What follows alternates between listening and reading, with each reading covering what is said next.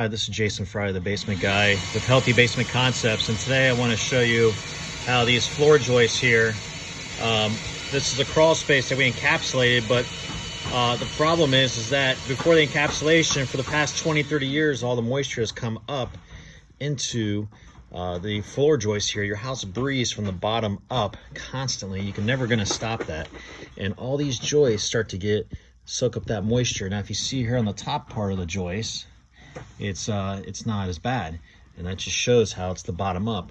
But what starts happening is you get the stage of where you start getting this black mold on there, and then you start getting this fungus on there that's yellowish, and then you start getting this white fungus, and it gets to the point where the joist actually starts to break off. You can actually break this off with my fingertips.